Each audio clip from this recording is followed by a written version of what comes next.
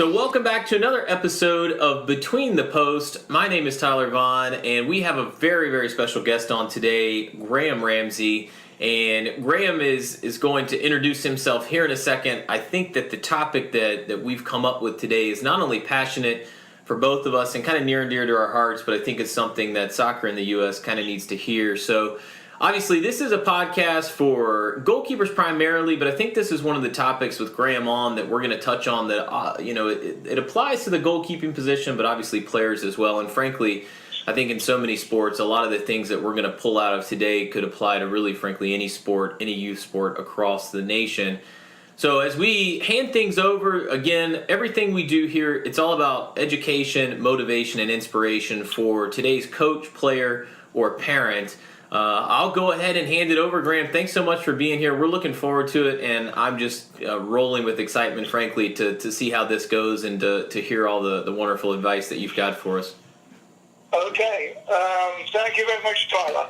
My name is Coach Ramsay. I'm director of the Soccer School, an educational think tank, which I started in 1969, a million years ago, and I've been involved in U.S. soccer since that date, so quite a long time. And I've been director of coaching in Maryland for 20 years. I was one of the first national staff coaches in this country. I think he's number 11, seems a million years ago. Anyway, the whole point for me at the moment is we have not produced any players. You think we've had professional soccer in this country since 1967, and as yet we've not produced a world-class player. We produced some very good ones, and sadly Dempsey, who's just retiring, is probably as good as what we've developed, but he would not call himself a world-class player. And so we have a lot to do. I just think we've gone sideways in so many ways in the last 10, 15 years that we've not helped the cause of producing players. And, we're too interested in winning at too early an age. Results are too important, whereas it should be about fun and kids learning to play a game. And this is, and it doesn't take much to put it right, to be truthful. If you look at, that's about 20 odd years ago, we started to produce some players. And then it got cut off. And I think it's partly because of what the academy system's about, and like following the players off into certain areas, but they don't learn to become top-class players. They learn to survive, and they're living. Good luck to them. Yeah. But there's no world-class talent. Maybe the boy that is in Germany at the moment might be that player, hopefully so, but there's nothing there at the moment to say we are producing a stream of top-class, world-class players. And that's a number of factors are involved here. The MLS, which is improving, but to me, the mentality is slightly wrong.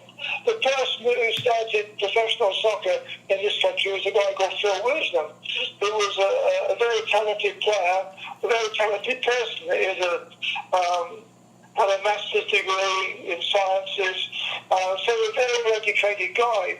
And plus he's a Welsh international, he played for Aston Villa and Wales. But he had a real vision of where the game needed to go. And if you look at the NASL, when he ran it, the all-professional league, he brought in a lot of world-class coaches, like Rinus Michels, the guy that invented total football in Holland and Europe. And people of that ilk, he encouraged to come into the US. And we need those type of people in our game big time. As much as I like to see American coaches coaching in the MLS, I'd also like to see world-class coaches, educational coaches, in the MLS as well, right. And also in colleges. And where the game is just going sideways at the moment, I'm afraid. I live by a small school called Washington College on the Chesapeake Bay, and basically, the program, not just Washington College, but the majority of them are just standing still and going sideways. Right. So they're not producing anything. And it's a survival situation, and that's what really worries me.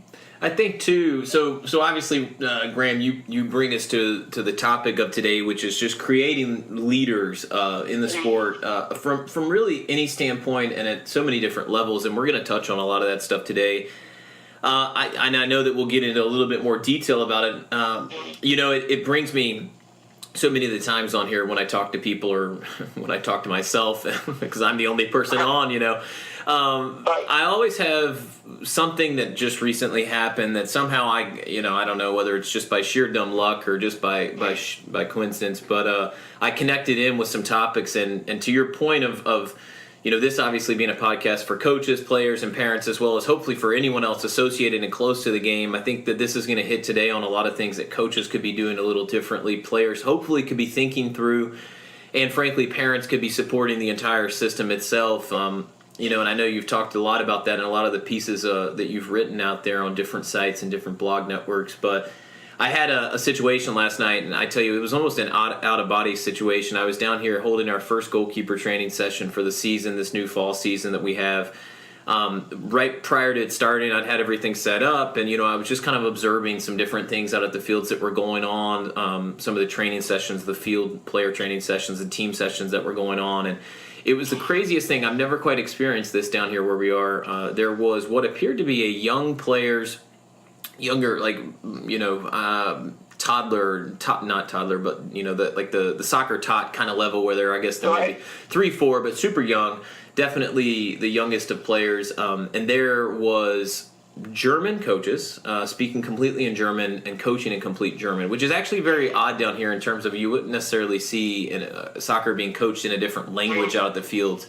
Ironically, but we had that on one side, a completely different look, different end of the spectrum, and then I was watching, again, a lot of times on here, I have to say, we're not trying to really drag down on American coaches, that's not the point, but I had, the youth side at the club that I work out, developmental club, with coaches of, a variety of levels out here working training sessions. And I was just doing this. I was watching the, let's call it the American approach, and then the European approach behind me. And I'm doing this I'm watching 5 here, watching there, and I'm just kind of going nuts to myself thinking, what are we absolutely doing? I mean, you have the philosophy that the European side, the European approach, where it's a lot of touches on the ball, it's a lot of growth, development, it's a lot of the players kind of exploring the game and being creative in the game. You have that, and then I'm looking over at some teams doing suicides, some teams that are passing a ball around stationary from one player to another with zero movement, and I'm thinking, what are we doing, right? And I think that today we're going to touch on what so many coaches out there in the United States in so many different situations are seeing but not quite understanding, well, what do we need to do to get past this point? And I think that you're going to touch on that today. So, let me just add to that. I had several experiences about 5 years ago. This is when I was finishing up as director of coaching for Maryland. And I was driving across Maryland to Western Maryland, and there was a camp going on. And I pulled over to see what it is. And it was a foreign-based camp. It was a British camp. And I asked to speak to the people running it. And the guy comes over quite officiously and said, what do you want, all that stuff. And so I said, who are you and what are you doing? And he told me where to go. And so when I got back home that night, I go onto the internet and fiddle around, and I get to find out what this camp's about. It's an English one camp for the most part.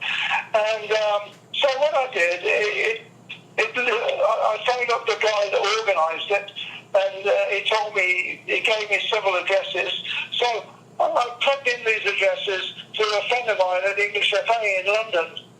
And anyway, comes back, not one Mm-hmm. So it's a sham.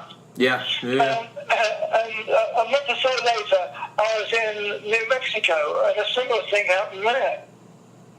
And it's a sham again. And what really impacts me is that if we don't encourage local coaches to learn to coach and get better, the game will always be where it is. It won't move. Right. I helped found a program near DC many years ago called Montgomery Soccer Inc. And all the coaches were local coaches, but we used to meet every Monday night, and we used to discuss the game and take the game forward. And for example, the first time we played games, it's the first group in this country that played small-sided games as a habit. And anyway, so what happened was, I got there and I was not too thrilled about what I saw. It was 11 aside at the time. Anyway, it was a mess. Everybody screaming, shouting, all the usual things you normally see. And at the end of it, I think people in, I said, well, what we're going to do, every time we meet, we're going to make the game a bit better. That's our premise of this. And so what happens is I want you, when we meet on Monday night, to talk about the experience of today. And some of the players come along as well. So we have some of these 11, 12-year-olds come along. Anyway, because their pictures, my mum and dad talk too much, scream too much. Mm-hmm. That was their big thing. And the coach was saying, well, I feel a bit lost doing all this stuff. So we're just going to simplify it. So bit by bit, that program became the first organised, small-sided program in the USA. And good to see the players and parents there. And so anyway, every week we knew to get better. Now that program in 10 years is spread out about 8, 9 top-class players like Bruce Murray, ended up on the World Cup side, people like that. But it created a lot of players. And a lot of local coaches, a lot of moms and dads became more than competent coaches. So the energy was coming from within all the time, right. So spreading out. As soon as you bring in so-called foreign experts, often they're not foreign experts, just making money, because I've seen this over and over again where I met somebody who comes from, say, England, and I asked her, so what's your background? I play. Who do you play for? Oh, an amateur team. So who do you play for now? Well, I don't play now. So what are you doing then? Oh, I'm coaching this camp. Yeah. There's tons of those, it really drives me nuts. And I far prefer to have a mom or dad or a high school girl coach those younger players and doing something positive for the environment and for the community they live in than a person who comes, takes money and disappears. Yeah. I agree, and I think, honestly, it creates a situation that's a bit hard for the rest of us to kind of wrap our heads around because it starts to become confusing.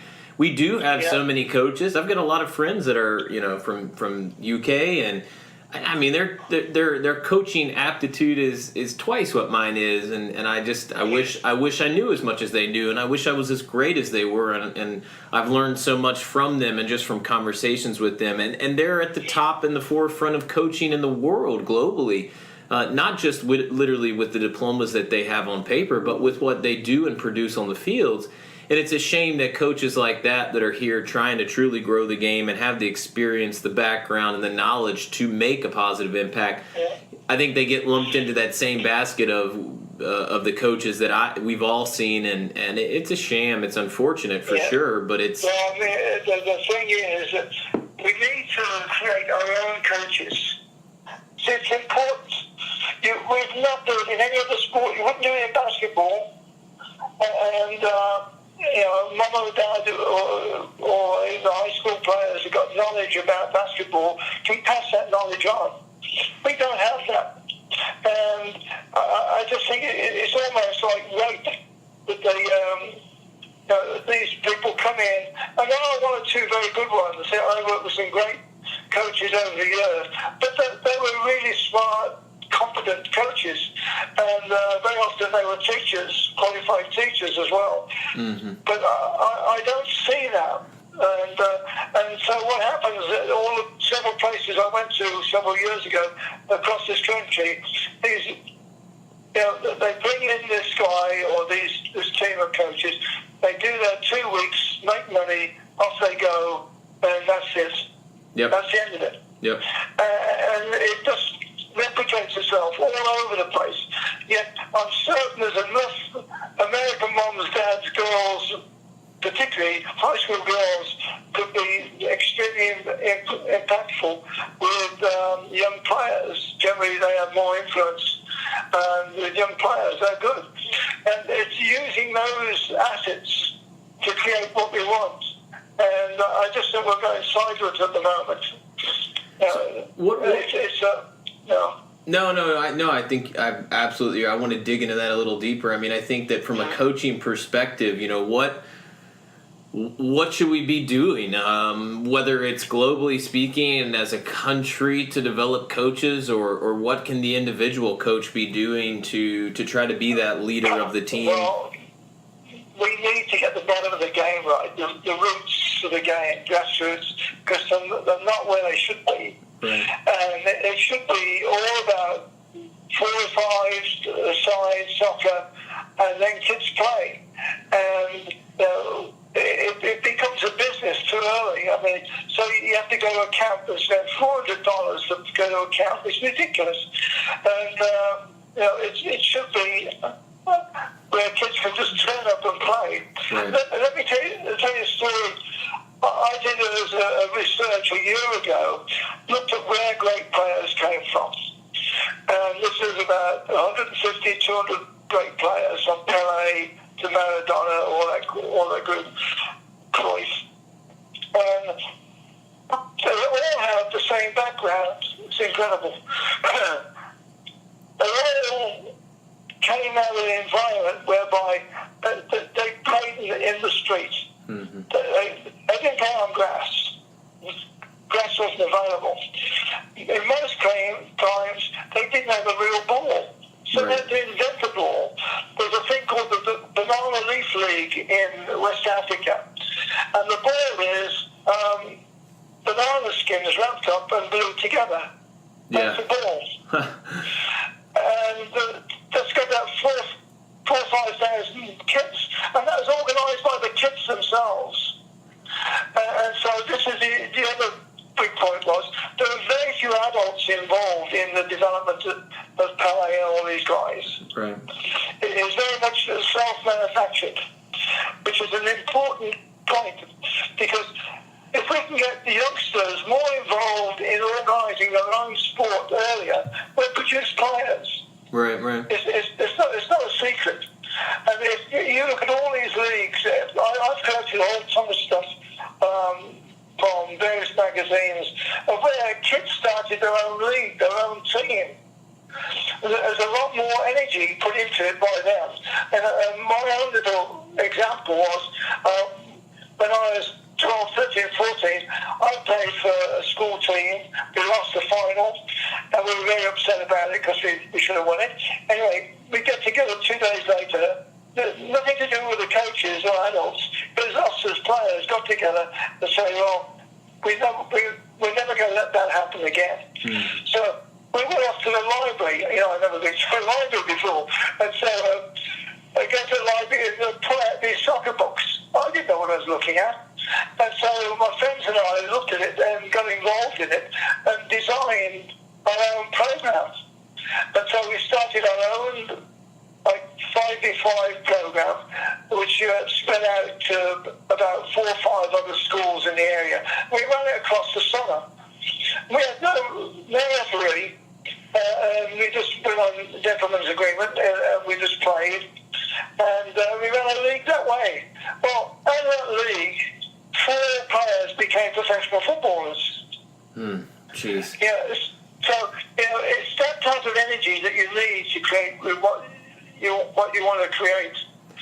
A thing I'd love to do I used to go to Brazil a lot. I've been to Brazil over 50 times in the last 30 years. And the thing that I admire is my wife who was head of a big soccer group, Montgomery Soccer League, she and I were in Salvador, North Brazil. And this is like 6 o'clock in the morning.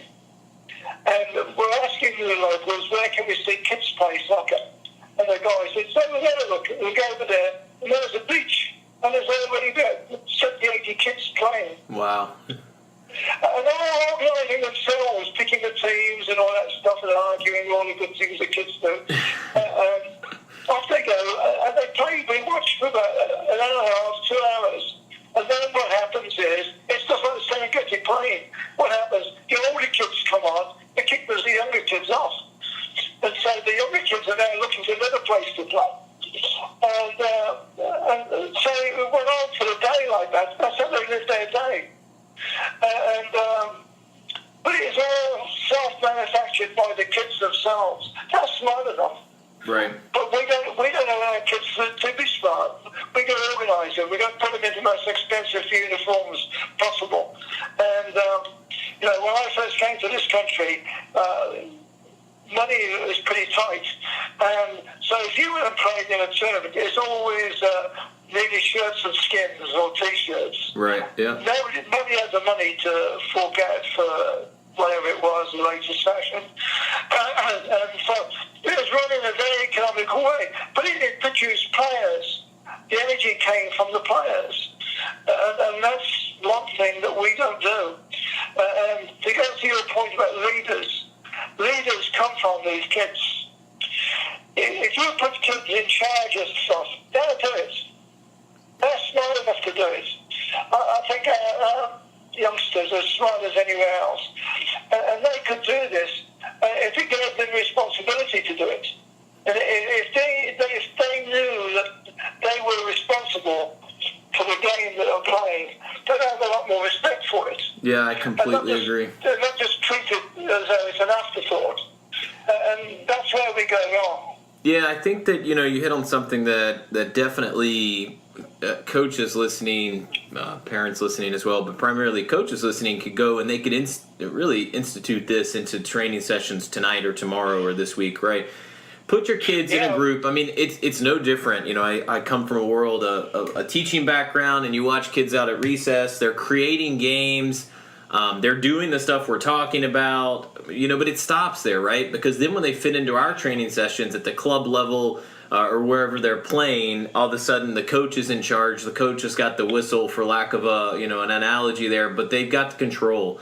And the accountability is taken right out of the hands of the players, and it's essentially cutting their creativity right out from under them. But I think that we have to consider giving the kids the opportunity, whether if it's a small fraction. I think the control factor is what so many coaches nowadays struggle with, giving some of the control back to the players. But I highly suggest, and exactly what you're saying, I could not agree with you more, set the kids up in an opportunity where maybe you don't know what the leader is, or you think you know the leader on your team, but you put those kids in a group and say, all right, listen, we're going to have 2 teams, we're going to play 6v6, sort it out, right? Let them figure that out and work through that. And I think that, you might find that the leaders on the teams are not those players you thought, but it's those players that are willing to speak up. You don't even do that. You just got to get them together and say, how are we going to make this work? And say, an adult might be on the sideline as an advisor, but that's it. Yeah. And unless we get to that, we'll never produce players. Leaders come from being involved in how the team operates, getting the kit together if you don't have the money, organising a game, and you might even have to work out where you're going to play, how you're going to play, and do all these things. Maybe pump up the balls even, and do all these menial tasks kids all around the world do, right, that we don't. Yeah. And so we've taken that off kids, which is a shame, because I just think we have enough talent. I've seen enough talented players in this country to become very, very good players. But we fight that system. We want control. Adults want super control. And they get control, and we produce them players.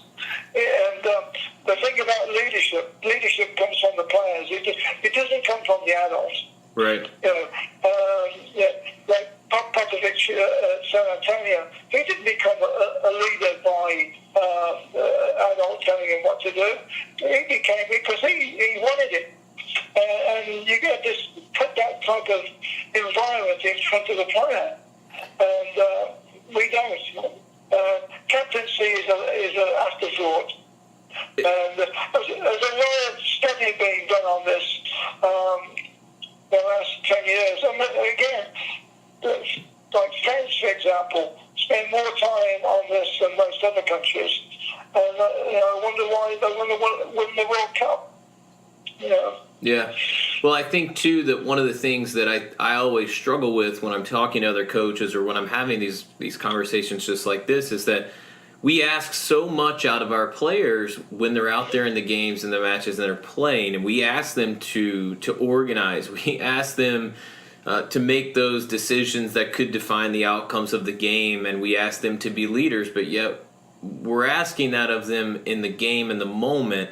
We're not training that mindset, or we're not giving the opportunity to the players during our training sessions to explore what that really actually looks like and feels like. Let me give you a French idea. I was in France several years ago, and they're playing a small-sided game, 44 or whatever it is. And each team is allowed one timeout. The players call the timeout, not the coach. And then they call the timeout, they discuss it, bang, off they go again. At the end of it, the coach will talk to them, what was the timeout about? And so all the time that they're handing over the game to the players, they might make a suggestion, but the energy and the intelligence came from the players. Right. That's what they're searching for. That could be done anywhere, any place. Well, it's that philosophy of great coaches ask questions, they don't give answers. And I think that that's something that so many coaches have to wrap their heads around, and we have to wrap our heads around, whoever you might be, is that great coaches, they're asking questions that lead to the players coming up with the answers. And I think that so many of us think that just because a player answers potentially wrong, we have to handle that appropriately, and it's not about correcting, it's about redirecting and supporting and facilitating their journey towards knowledge and their journey towards growth. And I've seen it happen, and I can tell you from firsthand experience that anytime that so many players, and we've all been there, we've all seen it, so many players, when there's 5-6 goalkeepers, just to tie it in with what I deal with every week. When we've got 5 or 6 goalkeepers, it's no matter what. Even if you've got 0 lines or you've got this big massive line. Now that's a completely different situation. But let's just say there's always downtime to some degree as you're looking forward to getting into a rep in net, whatever it might be, where players can lose that focus, and we have to redirect them in, because if we're not getting them zeroed in, there are distractions. We've got to get them thinking. We've got to get them learning. And I think that we as coaches, it's incumbent upon us to make sure that we're asking questions to keep players engaged in training. Well, goalkeeping is an interesting topic. This is about 2.5 years ago. I got an email from a friend of mine in Sao Paulo telling me about this boy that scored, the goalkeeper that scores a goal. And that doesn't happen in many places. And Graham, that happens to me all the time. I'm that goalkeeper. Yeah, okay. I'm just kidding. I'm just sorry kidding. about that. So, this is a boy that scores from 65 yards out. Yeah. And anyway, so I write to a friend of mine, and he was listen, he was now at Man City, and the goalkeeper of Manchester City, of course. You go into it, and they're tremendous kicking skills. Now, I got some DVD on him from Sao Paulo, and I encourage young keepers to get involved in doing things like this. And I ran into about a dozen coaches, goalkeeping coaches. Oh, you don't do it that way. No, that's rubbish. So I that's what goalkeeping is. What Edison is. Mm-hmm. We need the Edisons on this planet and on that field. And if we can get a kid at the age of 10, 11, 12, he might make mistakes, but who cares? If he can start to hit passes like that and think about scoring goals like that, I'm all for it. Yeah. Go for it. Ederson has. We cut it off. Yeah, no, I didn't mean to interrupt you. I'm sorry. I was going to say, just to piggyback on your comment. So obviously you're talking about Ederson with Man City, and I mean he's got more talent at his feet, frankly, than equal talent, let's just say, because he's not a shabby goalkeeper with his hands either by any means, but he's got as much talent at his feet as most of the 10 players in front of him. Yeah, also he's not the first one, but it just tells you how slow soccer is. The first goalkeeper who did that was back in the 40s and 50s. One was an Argentinian keeper, Caruso, and the other one was a great Hungarian goalkeeper who did this. And then other keepers came along. There's the guy, I used to live in England near the city of Birmingham, and their goalkeeper was a guy, Jim Harriet, who was a real flake. And he used to come out of his goal and dribble and hit passes around, and the fans used to go ballistic. Get back in that bloody goal, and he'd give them the finger and all that stuff. I mean, he loved it. And so there were goalkeepers out there doing that, but nobody wanted to know. Right. And so, and most coaches ignore the goalkeeper, sadly. To me, that's where the revolution should be. I'm glad Edison is leading the way. Also, Alisson is at Liverpool. Right. Is right behind him. Yeah, I completely agree. Well, I think that it's one of the positions, like you said, that it's overlooked, and obviously that's one of the reasons whenever we can bring in the goalkeeping position, particularly on this podcast, we try. But I think it's also one of those positions that's the defining position out on the field where if we give it a little bit of love and attention, I think that not only can we make better players, but we can also start to evolve the game itself. I mean, so many times in the United States particularly, I think it's probably very different in a lot of other countries from my experience, and obviously from your experience, I know you're kind of saying the same thing, that we don't designate goalkeepers until much later in the process than we do in the U.S. I mean, for goodness sake, so let me give you an example. So we're in the business of making goalkeeper gloves. Well, I've got to constantly be readjusting my sizes for younger players because the demand, all of a sudden we've got kids who their hand is I don't even know. I mean, you're talking, it's like a 4-inch palm, and yet we're making goalkeeper gloves for kids that young when frankly it blows my mind. And I think that that's a bit of the challenge is we're saying, all right, stand in the net for whatever reason, and your job is to stand there and to try to not let the ball go in the net, but yet we're not training these particular players on how to use their feet. They'll never be the Ederson because we're pulling them out of the small-sided and we're shoving them in front of the net, right, for years. Yeah. Well, we need players first. Yeah. If they can become players, then we get Edisons and Alissons come out of it. And I see it all the time that a local college to me, the goalkeeper is not allowed, to use his feet unless he's picking the ball up and throwing it out. That's criminal. He should be learned to become a player. Right. And then go out and play. Otherwise, he won't be out of this game by the age of 14. He'll be gone because there's no enjoyment. Right. There's no challenge. And so you've got to look at the long term rather than the short term now. But goalkeeping is a wonderful place to be at the moment as far as coaching is concerned, and development is incredible. Using Edison Harrison, Bayern Munich is another one, but Edison is just an exceptional player at the moment.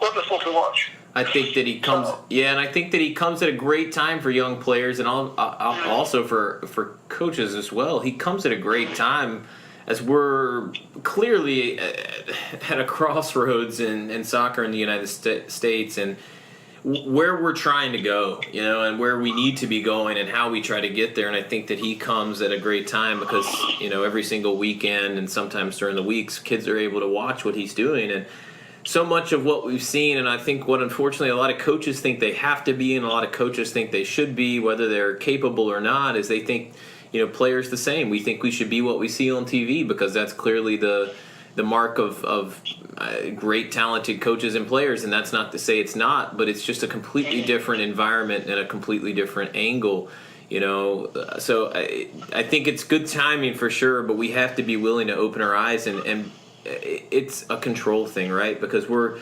inevitably, we as coaches, if we ask our goalkeepers to start doing some of the things that the Edersons of the world are doing, there's going to be a failure element that is involved with that, and it's it gets into so many different things, and we could probably spend the next few hours analyzing how coaches should be handling these situations where failure is inevitable. But I think that we have to be willing to allow players to experience the challenges that we all in the past have experienced in a time where, look, I mean, if you're in the backyard knocking a ball around and you get scored on, your mindset's a little different than if you're out there on the training pitch or you're out there in a game. And I'm not saying that you shouldn't be assessing what just occurred, but I think that it's such a different angle and it's such a different viewpoint. When kids are out just playing around, creating the environment, they're leading their peers, they're leading the situation.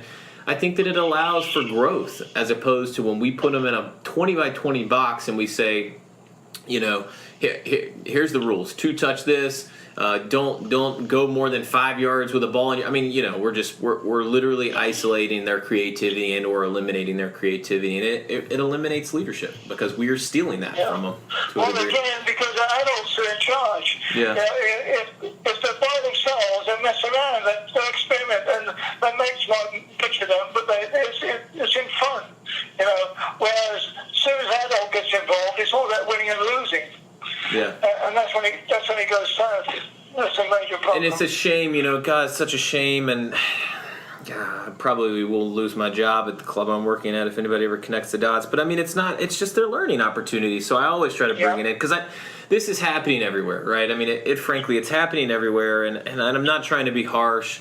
And I love a lot of what's going on, but I think we're at a time where we have to assess what we're seeing every single day, because I know a lot of the people listening are seeing these exact same things, but they're either not sure how to speak up, not willing to speak up, or they're not allowed to speak up through some type of a structural, a hierarchy of DOCs that have diplomas, and therefore they must be the most educated person on staff. But I mean, I think that I just see so many times where it's a good friend of ours, and I know a really great friend of yours, and a very, very brilliant and intelligent soccer mind, and Coach Carl, who's been on the show before.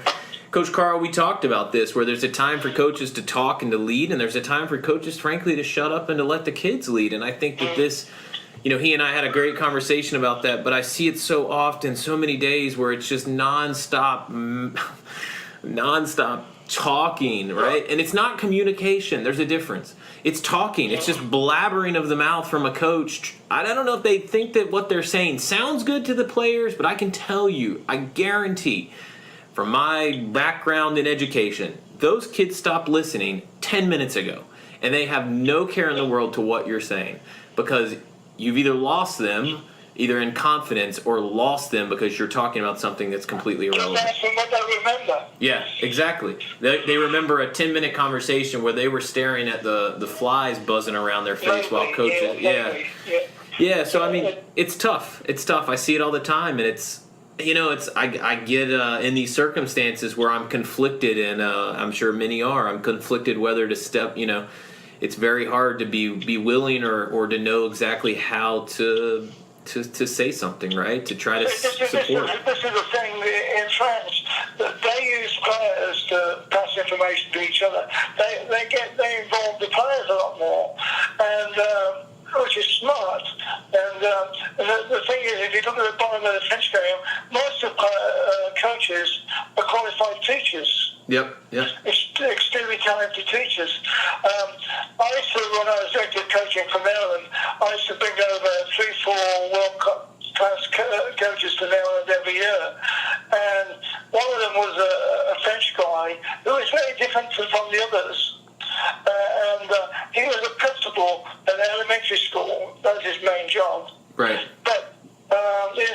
later than all else.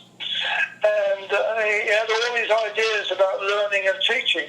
And so every night we'd spend a 2-hour session on how he would promote the game and how he'd do it and stuff like this, how he did his job back in France. It's totally different to the others. Right. And this the other thing is, if we're going to go out, we need to go out and learn. As I mentioned before, but my wife and I went to northern Brazil, Salvador, Brazil, to see kids play. You learn an incredible amount about the enjoyment and the love of a game and watching kids play and do all those things than anywhere else. Salvador for 2 weeks is worth 10,000 hours of coaching courses, watching kids play. It's an education, right? Brilliant education. I'd advocate it to anybody. Well, I think that too, I read an article a while back, and I think it was an older article, but I was doing a piece on just, I think, development from a coaching standpoint and things you can do to become a better coach. I read an article about somebody, I forget the sport, he might have been rugby or lacrosse, one of those. And yeah, and he went throughout the summertime. So I think he was a teacher as well, but he was a coach during the year. But throughout the summertime when he had vacation or holiday, he actually went abroad to a different country. And every single summer he went to a different country and also observed different sports. So he didn't just stay in his sport, but he observed how coaches and players interacted and primarily how coaches were coaching, their methodology and the strategies they were using to lead their teams. And this obviously, we know so many people listening to this are going to say, well, I can't do that, I can't. So I completely get it, but it's as simple as going throughout the organization or the place that you coach and the area that you're in and watching others that, whether you think they're great or not, you can equally learn from coaches. A lot of the coaches I know that we think are probably phenomenal, they may not necessarily be. They might also be, but you can learn from both experiences. Yeah. If you use your example of rugby, maybe the best coach in the world is a South African who's coaching in England at the moment. And he does all these daft, crazy things. But, for example, the England World Cup coach, Gareth Southgate, tries to spend as much time with him as possible because he's got so many ideas about teaching. Mm-hmm. And, so that's the reason why it's good. It keeps on learning and going out and learning. We tend to sit in it, get a qualification, and that's it. Finish. And that should be the beginning of it. And that's what worries me about the coaching systems here. They're very dogmatic for the most part. And there's some good people doing them. But I think it's too rigid. Yeah. And so we just want players to come out as though the morons, basically. And so we end up with no talent. Yeah. You got to let that talent go. You got to let it do what it does, and we'll sit down afterwards and get it right. But we just need an easier flow, and this is particularly true at the younger age groups, because if we can get players playing freely, enjoying to play a game, love to play a game at 8, 9, 10, 11, 12, you've got them for life. But what we do is we structure it, and they might win a cup, they might look good, and to that point about winning a cup, I was at a banquet in England years ago as a guest, and they were giving trophies out, and kids were coming up, getting that trophy. About 500 parents there, big deal. After about 3 or 4 trophies being out, 15 trophies being given out, this something, an award still. And so one kid comes up, and I ask him, I said, how many trophies you won? Oh, I don't know. Tell me about your 3rd trophy. So it turns trophy. Dad said, I don't know. So why win it? It doesn't mean anything. Yeah. So all of a sudden, that's the last time I got asked for this thing. But people say, thank you very much, Mr. Ramsay. And I said, but my point is, if it doesn't mean anything, why give it? Yeah.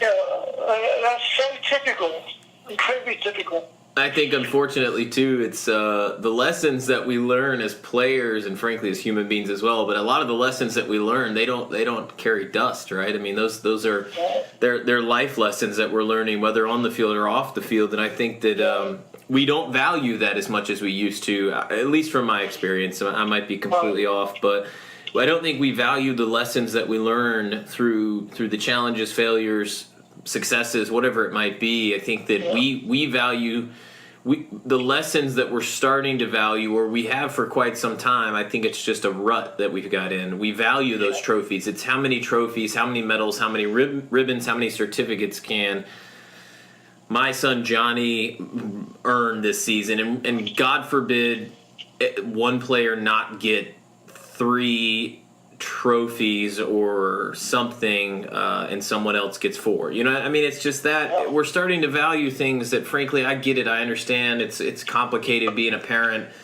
I can only talk about it from being a coach and from being a teacher from years ago. I don't have kids. I'm not an expert, but the bottom line is I've seen a lot of things, and I think that once we start to put in these players' minds and these kids' minds that trophy is the mark of success, and that trophy represents all that you learned, I think we're doing them a disservice, because we're taking away all the lessons, good, bad, and indifferent, that they went through, and we're kind of casting a shadow over that, and we're saying, hey, this is the measure of your last season. And listen, what happens to those trophies? Those trophies end up in a box, and 20 years later you donate them to somebody, or something happens, right? But if we're talking about the lessons, and that is what becomes a part of the developmental process, that's something that you never lose, and you should never lose. And then even if you stop playing, maybe you're a coach, then you can instill that into the players you're coaching. Again, that's maybe we're I don't know, maybe we're being too hard on people, but I don't know. I think if we're all being honest here, whether we're listening and between you and I, we're talking about it, this is just one of the issues. Yeah. It should be an educational experience first, above all. And enjoyment and education go together. But the two are result-based. And so it's all or nothing at 10 years of age, when it doesn't really matter. Yeah. And this is where, if you're a good youth coach, you've got to educate parents into the long-term optics of what you're trying to do. Right. And that's a challenge to itself as well. So, I think some of the best clubs. I think you're right, though. Some of the best clubs that I've either been a part of, or actually probably just been involved with from the outside looking in, with coaches that are friends there. I think some of the best clubs that are doing it the right way and are trying to work on the things we're talking about are doing that. They're educating parents first. They're doing all the work on the field, but they're educating the parents, and they're saying, hey, listen, this isn't about this season's success. This isn't about winning every single game and crushing all the opponents. It's way deeper than that, and it's way more long-term than that. Yep, so I'm going on with it, and a lot of it, it needs to be, children need to be left alone, and let them do their thing, and that's what worries me. There's potentially tons and tons of young talented players, but they'll never realise that talent because of the sledgehammer system that we put around them. We give them everything they want, so they don't have to want, they don't have to work for anything, they just give this, and so they're losing out, but they don't know it. Right. And this is why schools are a key part of this. Elementary schools, middle schools, Boy Scouts, Girl Guides, all that stuff. They are critical things. If you, again, on my study looking at 100 and something odd players, a lot of them were in Boy Scouts, Girl Guides, God knows what, everything else. And of their own volition, of their own choice. Right. This is another experience about giving something to the team, Right. belonging to the team. And I've just been reading a book by somebody who just died, Alan Gilzine. Alan Gilzine, possibly the best header of a ball that ever came out of British soccer. He played for Tottenham and Scotland. And but he was a phenomenal header. Most people rate him as the greatest header of a ball that soccer's ever seen. But now, I just read his autobiography, The Search of Alan Gilzine. It's interesting because he totally learned heading by himself. Yeah. Nobody taught him. He taught himself. And he got excited enough to hang a ball from the crossbar and head it and do all these things. Then he added a bit more to it, and then he created other games as well. And he became, by the time he became a top-class player, he was best head of the ball in European football. And so it's all self-produced. There's Alan Gilzine that created Alan Gilzine, you know. And so it's getting this over to players. If you want to become good, you've got to get out there and do your stuff, you know. And anyway, that's... Yeah, no, I mean, I completely agree with you. Say his name again. Let's make sure everybody hears it. That would be something I bet that they want to probably look into. Alan, right. Gilzine, Gilzean. Okay, good. The book is called In Search of Alan Gilzine. Yeah, perfect. Awesome. I wanted to make sure we touch on that again. Yeah. No, so, yeah, I mean, so, kind of in closing, I guess, but to tie a bow on this, I mean, what would you leave the listeners with, the coaches who are listening in? Obviously, this applies to players too, parents as well, but, what's one or two suggestions that you would kind of leave with those listening in today as it relates to trying to really create better leaders in our youth programs across the nation?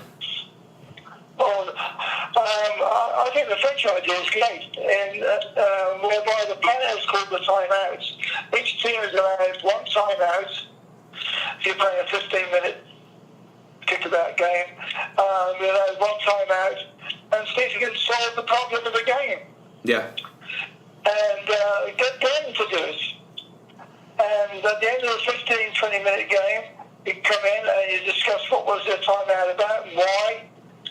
And then we move on to another game. And then, so each team is allowed one timeout. But it's getting them to come up with the answers, not the coach. And the players are very often very smart, so let them be smart. Yeah. That's the key. Yeah, absolutely. Anything else, just as we kind of wrap up? I want to make sure that if there's anything we missed or I missed that we touched on it. If not, that's good too. I wrote an article called The Acorn League a couple of years ago. Yeah. And I'd love to see that get some legs. And whereby kids organise their own team. An adult might be an observer. Thereafter, there's an older brother. Again, from my research of several years ago, right. You had like Tevez, who played for Argentina. He's in China now, but a great player. Anyway, he and his mates used to play a place called Campo Patri in Buenos Aires, which is a real dog all over the place. Mm-hmm. You wouldn't send your dog there. And that's the only place they could find to play. And they organised themselves, they played their games, and 2 or 3 talented players came out of it. Tevez was a world-class striker. Yeah. But that was his education in that environment. So we just need more players to organise themselves, get out and play the game themselves, and and enjoy the game. We don't need a coach. Pelé never had a coach. Maradona never had a coach. None of them had coaches. But they had the energy to learn and become good players.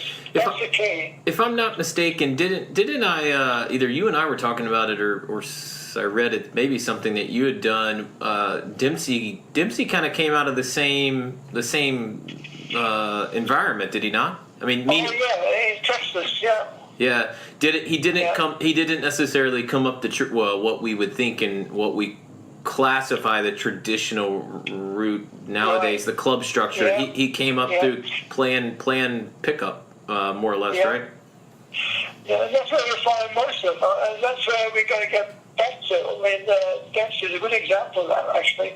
Yeah. So, it's a pity he has to retire. But, yeah, I mean, it's creativity, right? It's some of the best players in the world have creativity because they haven't been confined throughout the most important years of their developmental lives on the soccer field. They haven't been confined by rules, and it's it's due to the environment. So, I think it has nothing to do with money. It has nothing to do with having the perfect pitch. It has nothing to do with having the very best kits and shoes. I mean, frankly, there are kids out there that are 10 years old that have got better cleats and gear than I have, and and I think we have to strip all that stuff aside, and we have to remember that, listen, sometimes that it's all about the creativity and the environment the players themselves are creating, that end up really defining and growing the players themselves more than anything. Well, just look at what we do in basketball.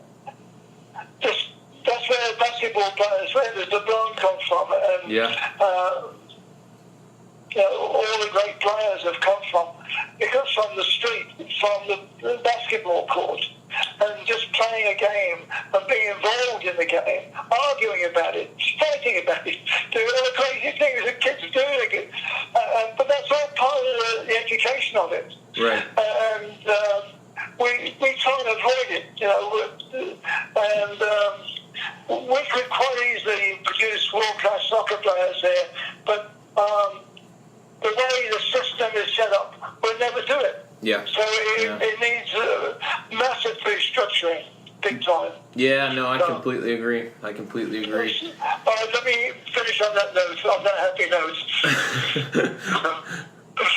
No, I think that's wonderful, and it is a good place. I think that anytime we start with players in mind with any of these conversations, and we end with the player in mind, whether the conversation that we have in between point A and point B is tricky to hear, is challenging to take in, and to really kind of self-analyze what you might be doing as a coach out there, and the self-reflection that we all should be going through is oftentimes a bit of a tricky one for us, because we're ultimately looking at our weaknesses. Obviously, strengths are incredibly important as we all look at trying to push and move this game forward.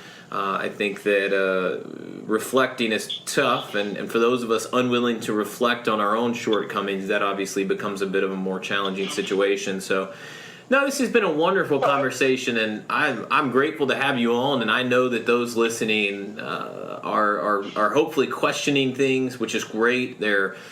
You have some new information and some new philosophies to take into tonight, tomorrow, or next week's training sessions. But ultimately, I'll let you close it out. I'm good to go, but I want to give you the final say.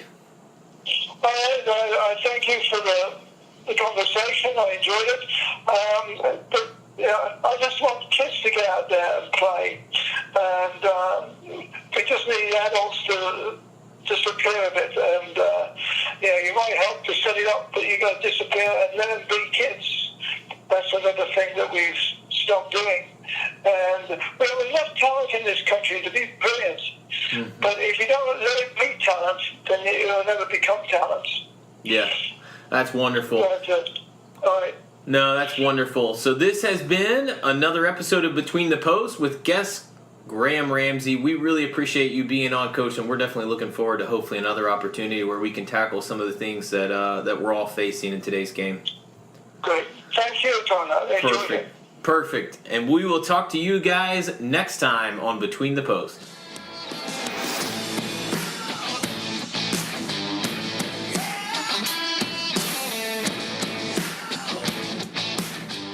I mean, are you guys kidding me that was not the best thing you've ever heard? I tell you what, I am in awe of having a conversation with such a phenomenal coach, Coach Ramsay. What an icon in the game, frankly, to be honest with you. Your expertise well surpasses what I ever hoped to have accomplished and achieved. But as a listener out there and wrapping up, man, I tell you what, this particular conversation really beats at the heart of some of the issues that I think we're facing out there with soccer culture in the United States. And I hope that this was a wonderful episode for you to take a bit of a step back, for us to reflect together and to listen to, again, a coach that has put in his time, has definitely committed his life and his journey to trying to better soccer for youth players, soccer for all, both in the United States and globally. Yet again, another conversation that we are humbled to have such wonderful guests. I mean, you're talking Coach Ramsay, a former U.S. national coach, constantly being called and asked upon to do other episodes with other interviews during the World Cup. Even he kind of let me know that prior to we got on recording. I mean, he's really a legend in the game, and he's somebody that I think that as coaches for all of us, as parents for sure, but as coaches we can look up to and we can take a bit of a beat from. So just in closing, we wanted to obviously thank Coach Ramsay yet again and all those others that spend time with us here, giving us your knowledge, giving us your experience and expertise to pass along to you guys. Remember, Between the Post, it's a platform for coaches. It's a platform and a location for you, the listener, to come to get something out of this, whatever our topic might be, whether it's goalkeeper, player, coach, parent, focused. We hope that this was yet another wonderful episode for you, the listener. You guys keep tuning in, and we are grateful to see those numbers increasing. We don't, again, as I say every single week, we're not sure what we're doing, but I can tell you the main focus of everything we do is to deliver that motivation, inspiration, and education, and to always do so tackling relevant topics, getting people on who know twice as much as we know, and that I think is probably the secret sauce right there. But it's one of those things that we are, again, really humbled and honored to be able to do this, to have conversations, and everybody that is a guest on, we always talk about, listen, this is a conversation just like we would have on the phone, and I hope that you get the sense of that, the vibe of that. Podcasts out there are certainly a little bit more formal than this one here, and I think that that's great because we want this to be a place where real coaches, real conversations occur. If it's scripted and too formal, I think that you lose some of the reality, and we might tend, on this side of the microphone, we might tend to lose a bit of focus, and I think that that's really critical, and that hopefully will end up being what keeps the podcast growing, keeps the listeners out there, keeps helping and informing you guys, and really more importantly, keeps helping our youth players and the players that are hoping to be in our shoes one day and to kind of pass the torch along to them. So yet another episode of Between the Post. I'd hate to say it's wonderful if you didn't think so, but if you've got feedback, you've got questions, you think you potentially have something to say, listen, we hope you'll reach out. We hope that you'll continue to give us questions. I mean, goodness gracious, a few weeks ago we had an entire episode situated around the secrets to saving PKs that actually came from a listener. So again, this is a place for you, the coach, the average coach, the exceptional coach, the beginning coach, the parent, the player, whoever you might be, wherever you might be in your developmental process as a coach or a player. We want this to be your home. We appreciate the support. We appreciate the feedback. And yet again, we're humbled by those that spend their time with us. So again, another wonderful episode, we hope, of Between the Post. My name's Tyler Vaughan, and I look forward to seeing you and speaking with you next week.